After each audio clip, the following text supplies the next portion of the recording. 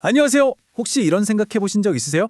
전쟁터의 낙하산, 명품 프라다 핸드백, 그리고 주말에 오르는 동네 뒷산의 파카. 이 전혀 상관없어 보이는 것들 사이에 아주 질긴 연결고리가 하나 있다는 거요.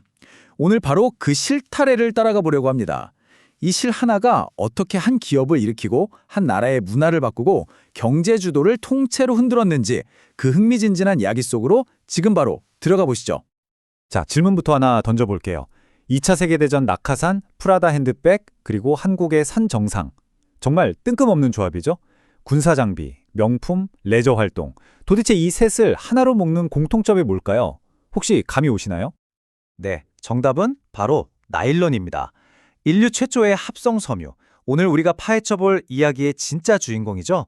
이 별거 아닌 것 같은 질기고 가벼운 실 하나가 어떻게 전혀 다른 세상을 하나로 엮었는지 그 놀라운 여정을 지금부터 함께 따라가 보겠습니다. 자, 그럼 첫 번째 이야기부터 시작해 볼까요? 모든 혁명에는 시작점이 있는 법이죠.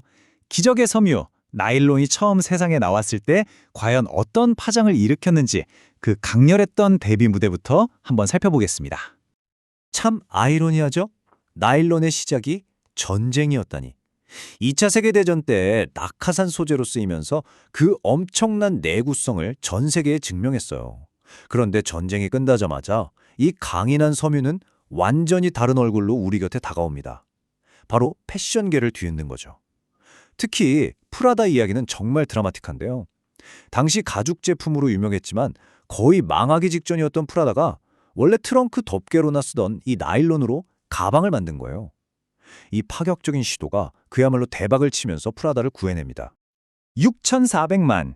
이게 대체 무슨 숫자일까요?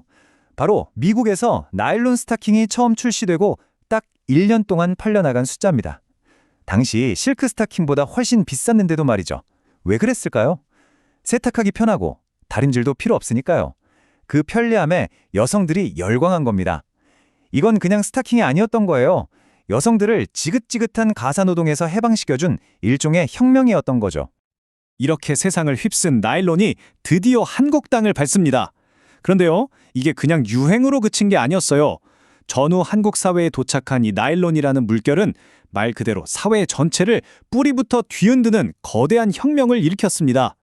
나일론이 없던 시절 한번 상상해보세요. 우리 어머니, 할머니들은 말 그대로 밤낮 없이 바느질에서 벗어날 수가 없었습니다. 남편과 자식들 옷 찢고 해지면 꿰매고 이 인용문처럼요. 양말 뒤꿈치에 구멍 나면 꿰매 신고 엄지발가락 쪽에 구멍 나면 또 꿰매 신던 게 그냥 일상이었던 거죠. 자, 이 표를 보시면 그 차이가 확 와닿으실 거예요. 한쪽은 쉽게 해지고 관리도 힘든 면이나 비단, 다른 한쪽은 엄청 질기고 빨기도 쉽고 다림질도 필요 없는 나일론. 핵심은 이겁니다. 이건 단순히 옷감이 바뀐 게 아니었어요. 한국 여성들에게 시간과 자유를 선물한 거나 마찬가지였습니다. 끝없는 바느질의 굴레에서 벗어나서 자신만의 시간을 가질 수 있게 된 거죠. 정말 엄청난 변화였습니다. 이런 엄청난 사회적 변화의 한복판에서 시대의 흐름을 정확히 읽고 기회를 본 기업이 있었습니다. 바로 한국 나일론 산업의 거인 코오롱의 탄생이죠. 코오롱, 이름 참 익숙하죠? 근데 이 이름이 어디서 왔는지 아세요? 정말 단순하면서도 대단합니다. 바로 코리아의 코와 나일론의 롱을 합친 거예요. 회사 이름에 국가의 이름과 회사의 핵심 기술을 그대로 박아 넣은 거죠.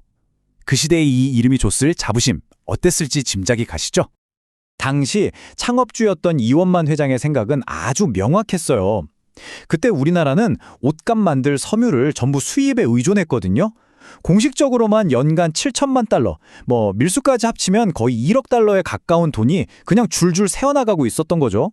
이 돈 너무 아깝다. 이걸 막아보자. 우리 손으로 직접 나일론을 만들어서 국가 경제의 보탬이 되자. 이게 바로 코오롱의 시작이었습니다. 당시 코오롱의 위상을 보여주는 진짜 재밌는 말이 하나 있어요. 바로 대학 못 가면 나일론 회사에 가라. 이게 무슨 뜻이겠어요? 대학 가는 것만큼이나 코오롱에 취직하는 게 대단한 일이었다는 거죠.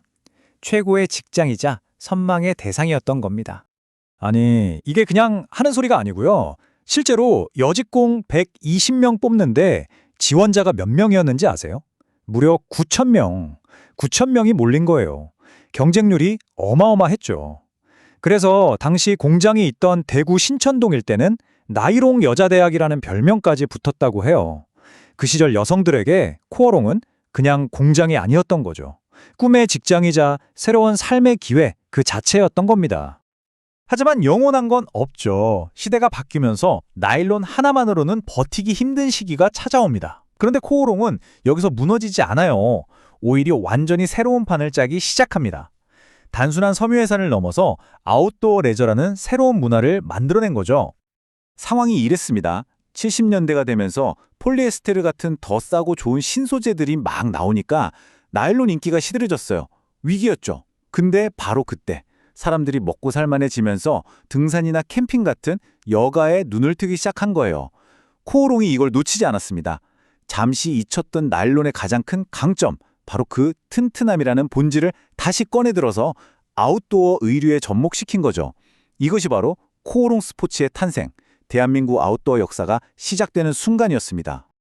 코오롱은 그냥 물건만 판 게 아니었어요. 브랜드의 스토리를 입히기 시작합니다.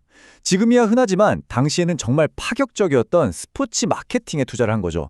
그것도 비인기 종목이었던 마라톤이에요. 81년부터 묵묵히 후원하고 87년엔 아예 프로팀까지 만들었어요. 그리고 10년이 넘는 이 뚝심이 1992년 바르셀로나에서 정말 영화 같은 결실을 맺습니다. 이 장면 기억하시는 분들 많으실 거예요. 황영조 선수가 코오롱 로고가 선명한 유니폼과 신발을 신고 몬주익 언덕을 오르던 바로 그 모습. 이 한 장면이 가져온 효과는요, 정말 돈으로 환산할 수가 없는 수준이었습니다. 말 그대로 몇 년치 광고비를 쏟아부어도 못 얻을 효과였죠. 코오롱 스포츠는 이때부터 그냥 옷 브랜드가 아니라 국민들 가슴 속에 승리의 아이콘으로 자리 잡게 됩니다. 자, 이제 이야기는 현대로 넘어옵니다. 코오롱이 씨앗을 뿌리고 개척했던 이 아웃도어 시장 정말 어마어마하게 커졌죠. 그런데 이 눈부신 성공의 정점에서 코오롱은 또 다른 어쩌면 가장 큰 도전에 부딪히게 됩니다. 마지막 파장, 바로 정점과 그 뒤에 남겨진 질문입니다. 이 그래프 좀 보세요. 정말 극적이지 않나요? 2000년대 초반만 해도 그냥 아는 사람만 아는 틈새 시장이었는데 2010년대에 무려 7조 원, 7조 원짜리 시장으로 커집니다. 하지만 이렇게 가파른 설정 뒤에는 늘 그림자가 따르죠. 바로 과열 경쟁과 포화 성태입니다. 이 시기 아웃도어 의류는 하나의 사회 현상이자 거의 유니폼 수준이었죠. 등산복을 입고 마트에 가는 게 너무나 자연스러웠으니까요.